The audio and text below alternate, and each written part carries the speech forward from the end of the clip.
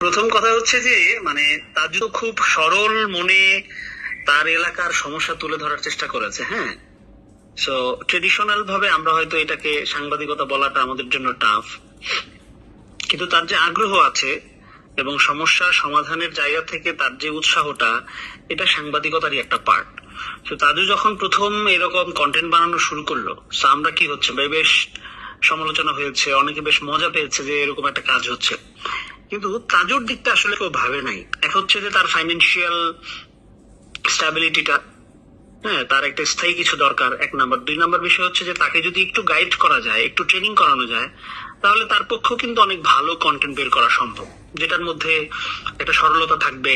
হ্যাঁ, সেই চিন্তা থেকেই মূলত আমরা তাকে রিক্রুট করেছি, যে সে তার মতো করে তার এলাকার হতে পারে, তার আশেপাশের এলাকার হতে পারে, সমস্যাগুলো সে তুলে ধরবে এবং সে তার যেহেতু একটা আগ্রহ আছে, সে আগ্রহের জায়গায় সে কাজ করার একটা সুযোগ পাবে।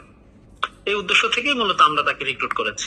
তাকে আমরা একদম ফুল টাইম স্যালারি দিয়েই রিক্রুট করেছি। হ্যাঁ, এবং এই স্যালারির পাশাপাশি সে তার কিছু ইনসেন্টিভেরও ব্যবস্থা থাকবে। তারপরে তার অন্যান্য আরো সুযোগ সুবিধা বেশ কিছু থাকবে। মনে করেন দূরে যদি কোথাও সে কোনো কন্টেন্ট বানাতে চায়, সেটার যাতায়াতও টাইম স্টুডিও বহন করবে। তাজু ভাইয়ের অনুভূতি খুবই ভালো ছিল, পজিটিভ ছিল। তাকে যখন আমরা এই প্রস্তাবটা দিয়েছি, সে প্রথমেই সেটা বললো যে ভাই, আমি যে আমার মতো করে কন্টেন্ট বানাই আমার পেজে, সেটাকে আমি বানাতে পারবো কিনা। আমি বলছি অবশ্যই আপনি আপনার মতো করে আপনার কন্টেন্ট বানাবেন, আর টাইম স্টুডিওর জন্য আপনি টাইম স্টুডিওর বুম বা টাইম স্টুডিওর অন্যান্য যেসব আইডেন্টিটি আছে, তাকে আমরা আইডি কার্ড বা অন্যান্য যে জিনিসগুলো দিব, সেগুলো ইউজ করে আপনি টাইম স্টুডিওর জন্য কন্টেন্ট বানাবেন।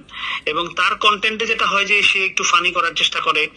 সো এখানে আমরা বলেছি যে না, আপনি আমাদের জন্য যখন কন্টেন্ট গুলো বানাবে, সেটা যেহেতু গণমাধ্যমে যাবে, সেটা যাতে প্রকৃতই একটা নিউজ হয়, সেই রকম করে আপনি আপনার জিনিসগুলা করবেন। তো তার অনুভূতি খুবই ভালো, সে খুবই পজিটিভ এবং সে খুবই উৎসাহী। বেশ কিছু বিষয় নিয়ে সে প্রশ্ন করলো যে কিভাবে সে কি করবে, খুব শিগগিরই সে বাড়ি চলে যাবে, এতদিন সে ঢাকায় ছিল। হ্যাঁ, সো সে খুবই পজিটিভ।